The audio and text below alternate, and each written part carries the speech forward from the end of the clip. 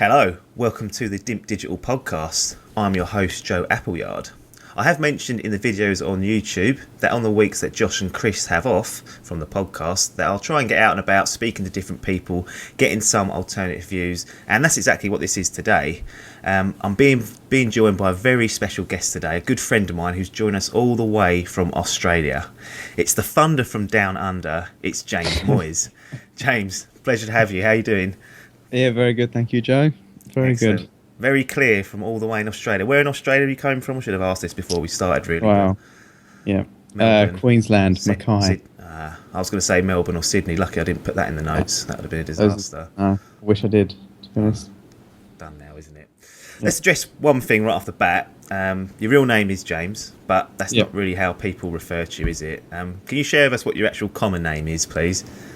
Well, a lot of people in England call me Bud. Bud. B-U-D-D, because I was a But some people spell it B-U-D, Bud. Well, that's incorrect, I think. Wow. I think, yeah, but no. Yeah, no, because I was a fat baby. But I think Biff's mum still calls me Bud, even though I've never said Bud to her, so... Well, we'll take that up with Julie when we see her next. Whenever you drop back. So I'll be referring to you as Bud from now on, so that people are aware of this, because that's what I've been referring to you as for the past, best part of a decade now, I imagine. Yep. I don't mean to heap any more pressure onto this particular situation, but there is actually a vacancy for the international correspondent at DIMP Digital, and pretty much this is the interview for that. So I hope that doesn't make you too nervous and doesn't sort of make you crumble under the pressure. I'm expecting big things, so let's get you to deliver him. No, not at all. Let's crack on onto the introductions, because people have not met you before. So can you just give us an intro of what consoles you have and what your sort of gaming preferences are, so the guys at home can get a flavour of what you're all about? Yeah, well, at the moment I have an Xbox One. I traded in the 360 and PS3 for it, and I mostly have stuck, since the Xbox, I've stuck to the Xbox franchise, and I mostly play first-person shooters and FIFA, really. That's pretty much it. I have Watch Dogs and what's the name? That zombie one. I can't remember what it's called now. Dead Rising. I don't play it. Dead Rising. I don't play them as much as I probably should. No. I don't mind a hack and slash here and there, but really first-person shooters and online first-person shooters is where I enjoy myself the most. Okay, so you're not really one for a big sort of story or narrative. They don't tend to hook you. It's more about getting online and interacting with people and sort of competing. Was that fair to say? Well, I like a bit of both here. I like to mix it up. I say I'm a casual gamer because I don't really play as regularly as I used to. But I do like a single player, just so I can be in my own world and hit a campaign and do a few missions and not be bothered by everyone else jumping on in my mission, which is essentially a segue to Destiny, I suppose. Yes. We'll go through Destiny a bit later, but I can tell you're already itching to talk about that type of thing, this so-called co-op business that's been presented to us. Before we crack on to the main sort of section, Black Friday's been and gone. There were some disgusting scenes over here in the UK, and people scrabbling around for deals, fights breaking out. What was it like over in Oz? Is it a big thing over there? Is it even mentioned in the media? Because it seems like the media stir this shit up, and then over here, it's just, this year particularly, it's caused absolute mayhem. What's it like over in Australia? Is that even an issue over there?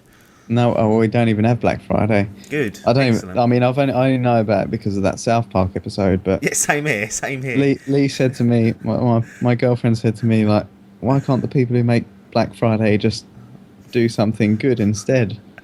And I thought, that's pretty sensible, isn't it? They could probably contribute to poverty in Africa or something. But oh God, it's getting a bit deep now, isn't it? But yeah, that's a good point. So there's no gaming bargains over there in Australia then, as we'll skip over that particular bit. Well, not that I know of. No, that's fine. It's better that way. I'd rather not have it, to be honest. It just seemed like absolute mayhem. I couldn't even get on to Tesco's to do any grocery shopping, so that's the sort of shit I had to deal with on a Friday. What, you don't even go to the store? Nah, fuck that. Podcast, innit? I'll do this channel, I'll do it online. Why do I need to leave the house? Jesus. Right. First person shooters. You said you're a massive fan, and you're a big fan of the Halo franchise, which for some people is the biggest and best first-person shooter collection that's come out. You've got the Master Chief Collection. What are your thoughts on it? Because I've got it as well, and I only got into Halo from Halo 3 onwards because I never owned the original Xbox, so I'm going back playing 1 and 2. What's your thoughts initially of the Master Chief Collection? Because there's been issues with the online, as far as I'm aware, and what I've seen in the media and whatnot. Oh, well, to be honest, I haven't played the online because, well, I tried to get on it a couple of times and just nothing happened. I didn't know whether no one was playing it. I didn't really... Apparently it's fucked. It's they've been trying to patch through it and they just can't get the matchmaking right. So it's another online launch disaster. Seems like every game apart from COD, which is there's as much stick as I'll give it, they seem to deliver on their online. It works from day one and everyone's playing it, and that's millions of people. That's though, isn't it? Really? Yeah. That's how they keep. That's what I was going to say about Halo though. That was back in the day. That was seen as the premier sort of online shooter, wasn't it? And now that Bungie have gone, you've got 343 studios that have taken over the helm of it.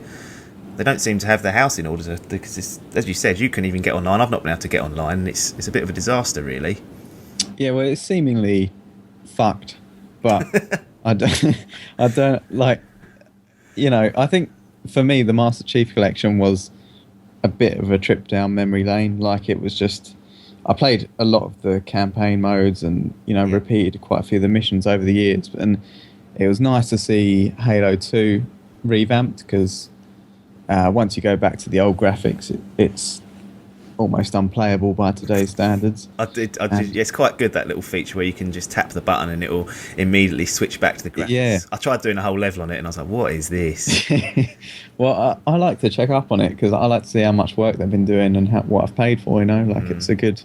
It shows what you've invested your money in again. They've done a lot of work on that as well. It looks like a completely new game, doesn't it? It's amazing, really, what they've done. Well, it's fantastic. It's playable. I mean, if you think two consoles down the line, it's they've made it playable, so that's quite impressive. I think back to the multiplayer discussion. Yeah. Halo 2 was actually that's the big one. If I'm not mistaken, the first-person shooter that revolutionised online multiplayer competitive play. So for them to fuck it up is pretty disappointing, really. But I don't know how many people would have been playing Halo 2 or Halo 3, or because there's 4 on there as well. So yeah, I thought everyone would be playing the most recent one, and I scrolled through them all, couldn't get anything. So no. Well, I think it's that nostalgia trip. I think because Halo 2 was that, that was the big one. Everyone, it burst the online gaming scene open. I think a lot of people probably wanted to go back because it's still the general opinion I run into is that was the best online multiplayer that's existed, and in terms of the ranking, the matchmaking, it was all there. So I'd imagine people were probably trying to go back to Halo 2 to try and get that nostalgic feeling back with the up-gen graphics. And I imagine Halo 1 would have been popular as well, because correct me if I'm wrong, I don't think there was any multiplayer on the original Halo, was there? It was just the campaign. No, there wasn't. No, it was just the campaign, and probably the best campaign of all the Halos, I reckon. I mean, I'd discard 4 because I didn't really get into that too much, but playing Halo 1, I know they already released it on Xbox 360, so it wasn't much of a fresh thing, but it's good to have on the one. And I think I've discarded 3 and 4. I did like 3, but I haven't really played it much since I got the Master Chief Collection, and 4 is just, for me, was a bit of disappointment. So yeah, that was 343's first sort of crack, wasn't it, at the main Halo games have taken over that mantle from Bungie. I think that was their first one. Yeah, and I think I thought they'd done a decent job, but I'm not that attached to Halo. As I said, I only came in at the 360 time, so that was Halo 3. And someone for you that's been playing it for, I don't know, has it been 10 years since the first one come out? Must have been. Oh yeah, I think it was 2002 or... Yeah, it was 12 years and we're going to 13 years. So there's obviously an attachment there for fans, and there's an expectation for what they want delivered, and I just don't think that 343 quite had it.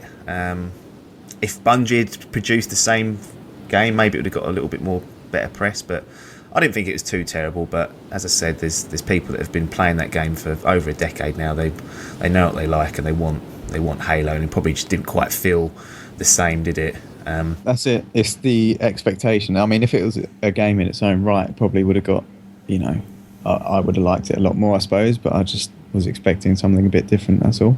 Yeah, no, that's a fair comment. So, how do you think Halo fares nowadays? Because there's been no real updates to the gameplay. This is straight graphic swap, pretty much, for the Master Chief Collection. How does it hold up with, say, a Titanfall, which has come out, and it's a lot different to the sort of first-person shooters we're used to in terms of the movement mechanics? Is Halo a little bit left behind, do you think? Do you mean the Halo of the Master Chief Collection, or the? Yeah. So does it feel dated, or does it still feel like a good, solid experience? I don't know. I still like it. I still feel like it's how it should be. I don't, when I go back and play Halo 1, I don't feel like I'm, annoyed at how it moves or how it plays. But, I did really enjoy Titanfall. You need games like that to bring the first-person shooter forward, I think, and bring new ideas to the table. For me, I felt like it was almost seemed like an experiment, because it was like that, the online gaming, it was just pure online gaming, and there was no campaign, there was nothing, no story there. It was literally, it was a campaign, but you couldn't tell what was going on, because it was a little shitty head appearing in the corner babbling shit. That is all you were left with. Pretty much. Couldn't take any notice of it because I was too busy getting my ass kicked, so it wasn't really anything to experience. So it was, I agree. It did seem like a bit of an experiment, but I thought it was a very successful experiment. I liked the new mechanics it brought, and it was interesting. Just being able to run up walls and just jumping into a ledge and being able to just climb up it immediately, just at chest height. Because whilst I was playing Halo 1 the other day, I went to do a jump into a ledge and I hit it with my knee and fell down. And I was like, what an absolute blowout. Why can't he like a cartoon? He's a fucking Spartan. Get a hand on there and get yourself up. Grip. Yeah. No, I agree. Yeah. Okay. But that's that is what you expect from the next gen consoles, to be putting stuff like that in games and really bringing it forward in terms of the realism. Because first person shooters, you're always looking down that gun and you don't really get a grip of how the actual person is doing things. Yeah, I used to always just enjoy Halo just because you can look down and see your legs and that's for me a great little addition. And whereas on say something like COD, there's no leg, you can't see your body. I'm like, what's going on here? Yeah, I think the Halo legs look silly though, they look like little goat's legs running around. Just adds that bit of realism in there. So I've been reading a few previews on Halo 5 beta, or Halo 5 Guardians, isn't it? The beta that's coming out, or the alpha, or whatever it is coming out in December. Some of the media outlets have had their hands on it already, and from what I've read and what I've seen, they're saying the movement's there now. You can now climb up ledges. There's a hovering type mechanic in there. There's double jumping. That sort of seems like it's coming into it. The sprint's obviously there from Halo 4. Does that, as a fan of the original Halo, does that displease you that they're going down this Titanfall route, or is Titanfall giving us something good that other games should start implementing? I think it's good. I think it's, as I said, it's an experiment. You need stuff. You need sort of rogue games to bring new ideas, and people start liking that sort of thing, and then the other games have to adopt it. I think it's good. I quite, you can't just stay on that shitty thing where you slam into a ledge and slide down. You have to kind of start again. You have to start moving on with what the other games are doing. I think that's good. I'm looking forward to that. But I think it's going to take more than that. Halo's have got a reputation for moving first-person shooters forward, and I think it needs to bring its own ideas, as well as stealing ideas from Titanfall to really people. What I've described there was just a few bullet points on what to bring into this conversation. I'm sure there's other parts of it, and when we all get our hands on it, we can all have a play ourselves. I'm sure they've brought their own sort of mechanics in there to try and make it sort of set themselves apart from the pack, because you don't just want to be seen, especially for something like Halo. Imagine that being seen as a Titanfall clone. That would be criminal. Shameful. Yeah. Well, I mean, that's I guess what I'm saying is that it can't just rely on its reputation anymore. It can't. Can't stand still. It's got to move on and evolve. Yeah, and because I adopt. think Halo 4 was a bit. It was a bit complacent. I know it was 343's first Halo, but it still knew it was going to sell because it was a Halo game. But Yes. Halo should be taking things forward as Halo games are. Yeah. So maybe yeah. we'll see that. I mean, when we get our hands on the beta, it's going to be good to play, and I'm interested to see what they've done, what they haven't done, and how it plays. Because I'm expecting some good things from Halo 5. I'm hoping they can. 343 have now got their feet wet, and they can move on and create something quite innovative and get on with it. In terms of go back to just quickly finish off on Titanfall, you traded it in. Was that just from boredom, or did you not, or was it just you'd played enough of it? How would you rate the game overall? I mean, was it?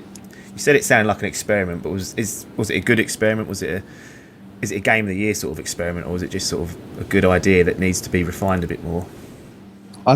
Well, for me, I felt like it was like a giant, oversized beta. If you know what I mean, like is that a bit insulting to it? I don't know, but like I enjoyed the online gaming experience that it provided, and it's sort of gesture at a campaign, but like really, I want to just be offline sometimes and just be playing a compelling campaign. Like what maybe Halo 2 offered. Yeah. As a decent campaign, decent online player, and got options there, haven't you? That's the thing. Yeah, I think it needs to cater for more than just the online gaming community, really. So speaking of being online all the time, and even Bungie, we've mentioned them a few times. Bungie come out with Destiny earlier this year. Yeah. I didn't purchase it. Lots of people went out and bought it. No, I binned it. I didn't bother. I just dropped it. Oh, God. I didn't like the sound of it. See you later, I said. No chance. I might get it later on, but the impression I got was that it was half cooked. It didn't feel complete, and almost like they'd removed certain story elements, and the story didn't make sense. But I'll let you go for this because you're the one who sat there and played it. I mean, this is Bungie's sort of new IP, new franchise. Yeah. How did they do? I mean, is the story not there? Because as you said, you're used to having a Halo game that's got a good, decent campaign, good multiplayer, and they've gone sort of down this MMO route, sort of always online, and it's people dropping in and out of your games. You do strikes and things together. What's your thoughts? What is Destiny, and is it a disaster, or is it any good?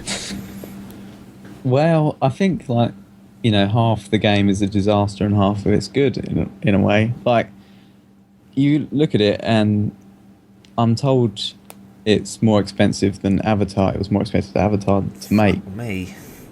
So really? That's the most expensive film ever. I'm pretty sure. I don't know whether that was just a random quote, but I can fully believe it because they put all their eggs in one basket, Bungie, and they threw everything into Destiny. And no story. Well, yeah, exactly. They don't hire any scriptwriters, or I think they ran out of money, but you can really tell the visuals are like you have to commend them. They're amazing. Like it's one of the most amazing looking games I've ever seen, if not the most amazing. It takes a lot of imagination to put that sort of thing together, but at the same time, it's the most frustrating thing I've ever played. Right, I'm going to go on a bit of a rant here because go for it. This is your forum. Thank you. First off, why can't I pause it? Can you not?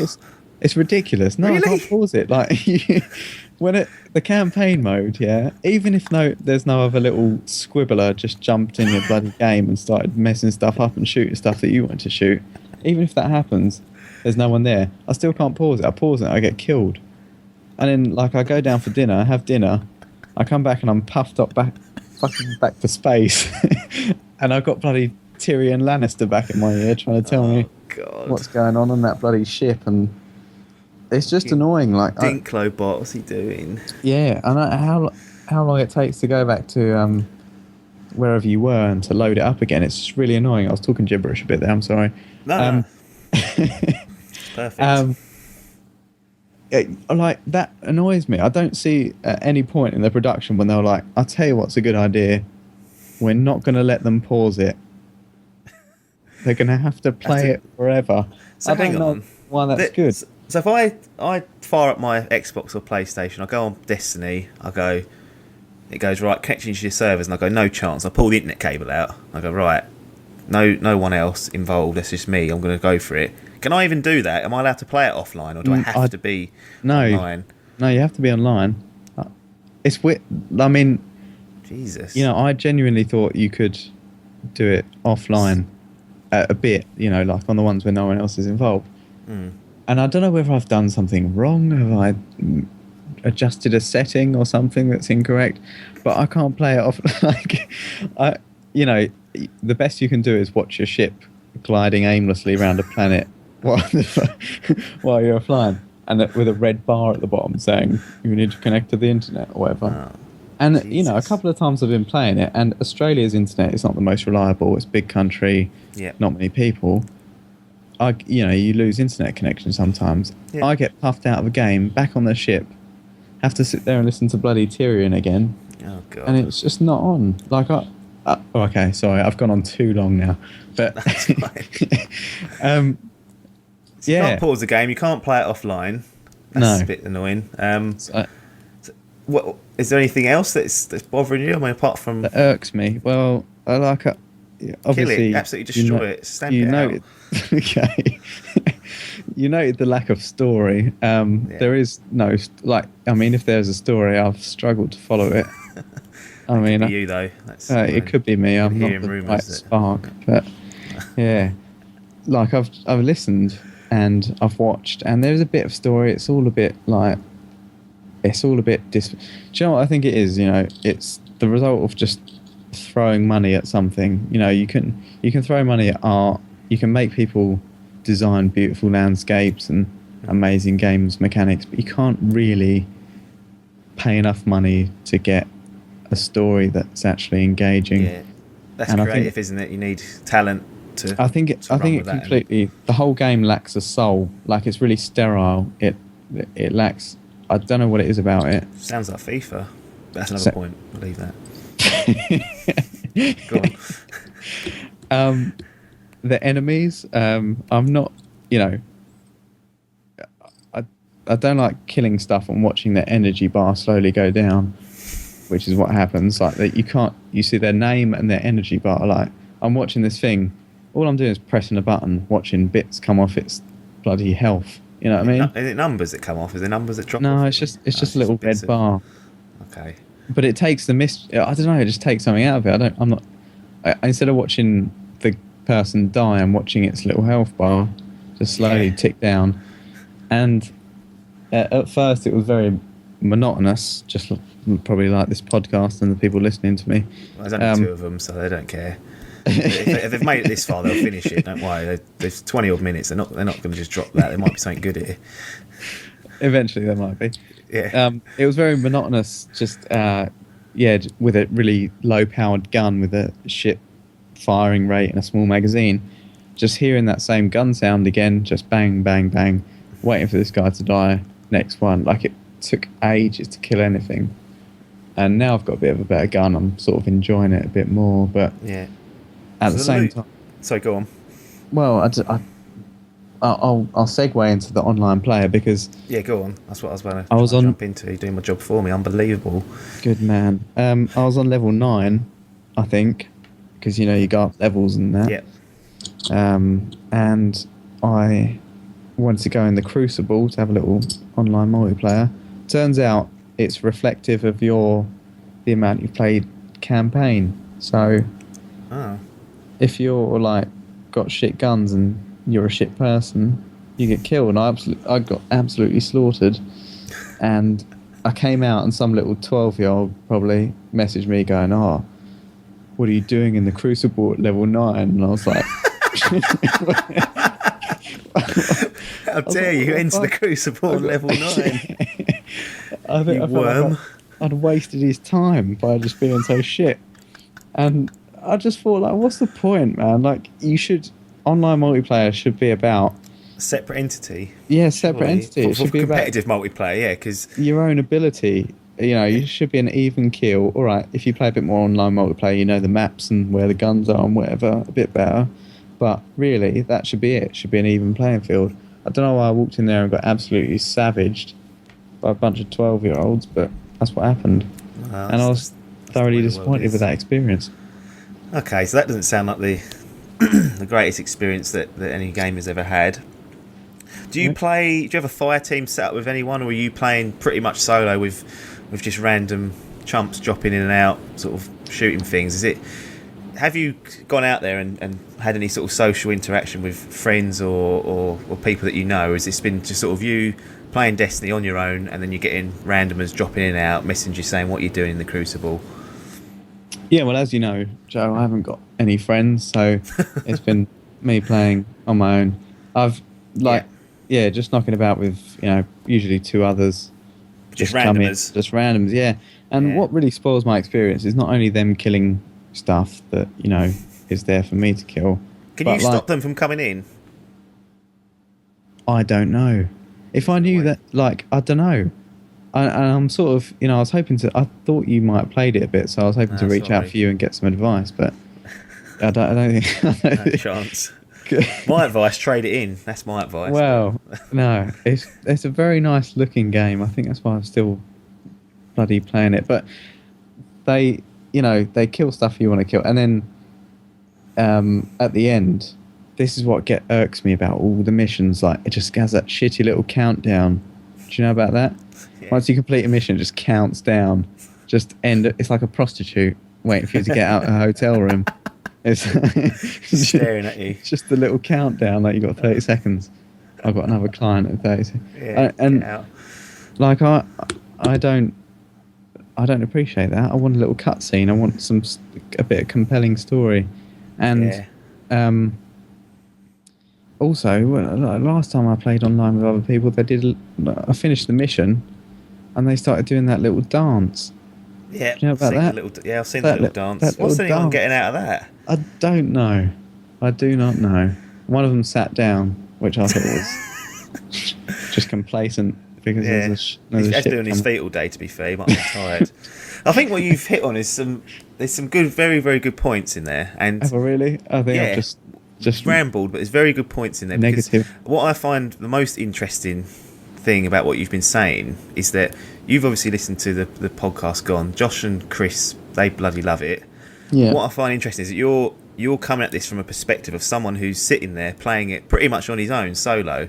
Whereas those two, they're playing together. They've got those two are in a fire team. There's probably one other random person, and I can imagine the experience completely being different from what they're experiencing, because they're interacting with each other, they're talking, they're probably having a laugh, not they've got a sense of humour between them, but they're there talking to someone they know, and they're experiencing that together, whereas you're just sort of shunned over there in Australia, sort of in the cold on your own, trying to get through this game. Bungie have done it, so you're a big Halo fan, you're expecting good things, and you've then got to tolerate all the shit that the internet has to offer, and all the little bastards that are on, and all the shit players. That's all for you to experience. There's no way of you stopping that, and there's no way of you sort of managing that in a way that makes it a better experience for you. And I think that's quite key with Destiny, because I've heard very similar things, that if you're playing it on your own, it really ain't worth a damn. If you're sitting there and you've only got yourself to play with, that sounded a bit weird, if you've only got yourself sort of to go through the game with, then you're going to struggle to get much out of it, because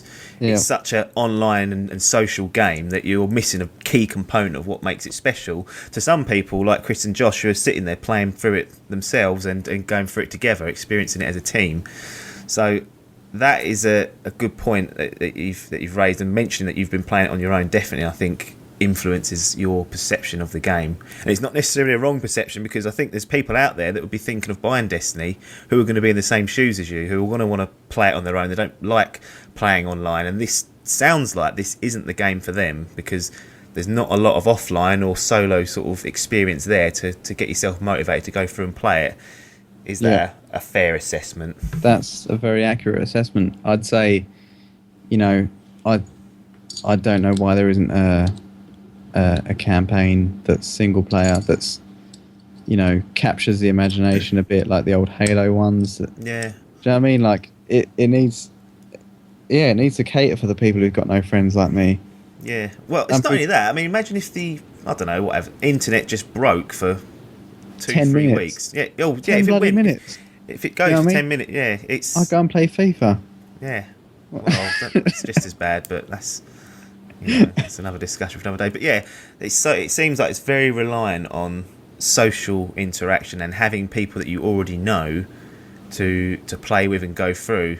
What might be a good idea, not that you know Josh and Chris, is sort of adding them onto Destiny. They're looking for a third member of the fire team. Maybe you'll get a better experience out of it if you jump on their team, sort of Team Dimp Digital. Team Dim Digital. Oh, I might do actually.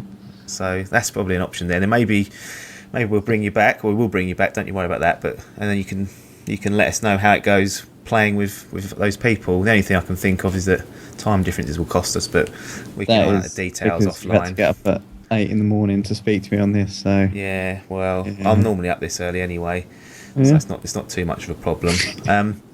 You've pretty much slated Destiny there. Is there sort of an end note you want to end Destiny on? Is there any last sort of wrap up for it? For just Destiny or for all first person shooters? Well, I think if you want to talk, you've been talking about first person shooters here. Let's do it as a whole and what you think that type of genre is going down and where it needs to go and what's good and what isn't good and what you'd like to see in the future. Well, that's your bread and butter. Let's go for it. In the future, I'd just like to see a game that offers something for everyone. You know, you can play an online campaign, you can play a offline campaign. Yeah. Multiplayer online, multiplayer offline, a horde-like thing. Yes. Like Gears of War and Halo had. Titanfall's just introduced a horde online multiplayer type thing, which is quite good. I've had a few games of it. Oh, is it? So I think it's good. It's free as well. It wasn't part of the season pass. It was free, so that's quite interesting to play. But yeah, so go on. I'm sorry I interrupted you. Well, Titanfall still lacks the offline, a decent campaign offline. I just think, there's different types of gamers, and they might all want to play the same kind of game, just in different formats. I don't think that it's necessarily a bad thing if all you play is online or all you play is offline. Everyone's got different preferences, and the sooner they cater for everyone, the sooner they can monopolise the entire gaming community. Do you think that's a tough thing to do, though, to cater for everyone? Are you then sort of diluting perhaps the stronger aspects of the game where the majority of people are going to go? Say if you had a game that catered for everything, it had everything, but the online was just okay, the story was just okay, the offline was okay, would that not dilute sort of the game slightly and make it just sort of the jack of all trades and not really stand out from the pack? Not really, because I hate to keep banging on about Halo, but I've seen Halo nearly do it several times. You know, they've always had a great campaign. Since Halo 2, they've always had a good multiplayer, and they introduced the horde thing. Firefight. Yeah, that's it. Firefight. Yeah. So, they've almost always been there, and I think one of the problems I heard Loading and Paul slating Advanced Warfare a little bit recently on the podcast, and I quite like that game, but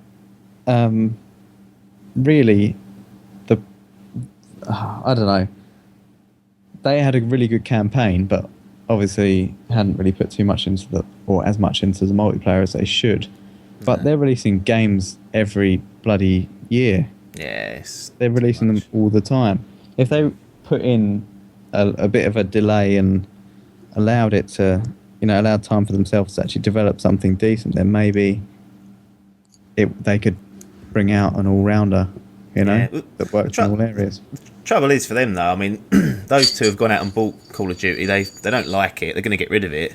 But in terms of the sale, COD have already, our Activision have already got the sale in the bag. Those two have already gone out and purchased the game. They're not happy with it, but the money's in the bank as far as Activision is concerned. So why would they? It's a cash cow at the end of the day. There's a set amount of people that always buy it, and then there's a smaller percentage that probably buy it depending on how it looks. And it's a tough one, really. But I'm expecting and hoping for big things from Halo 5 Guardians, and I'm looking forward to getting hold of that.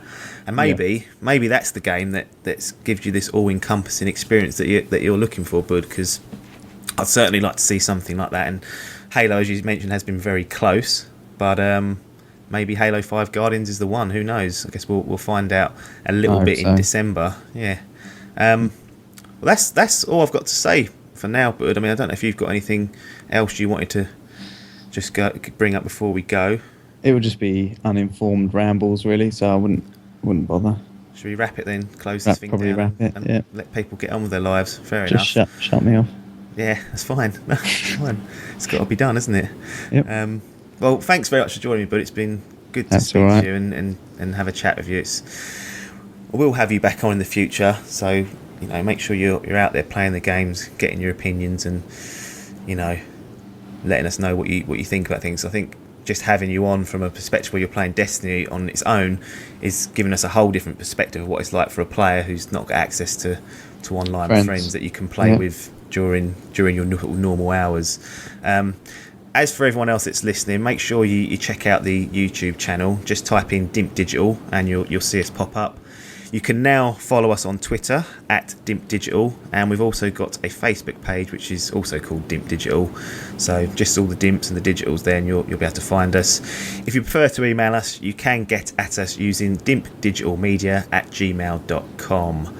So that's time. As I said, Bud, thanks very much for that. It's been good to speak to you, and I appreciate you coming on. No worries, Apps. Thank you very much. No worries. So it's goodbye from Bud. Goodbye. And it's goodbye. Nearly as good. And goodbye from me, Joe Appleyard. Thanks very much for your time, and ta-da.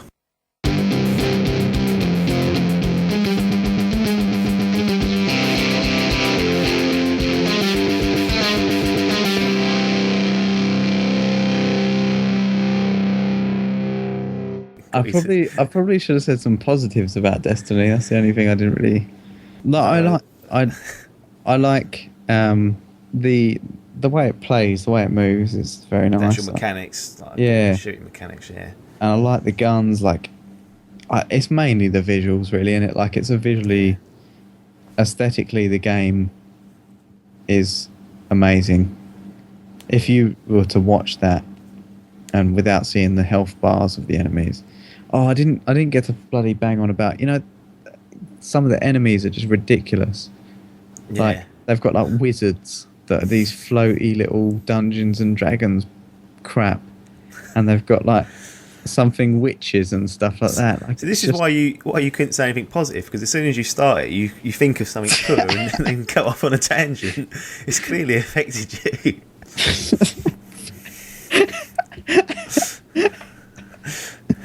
Oh God.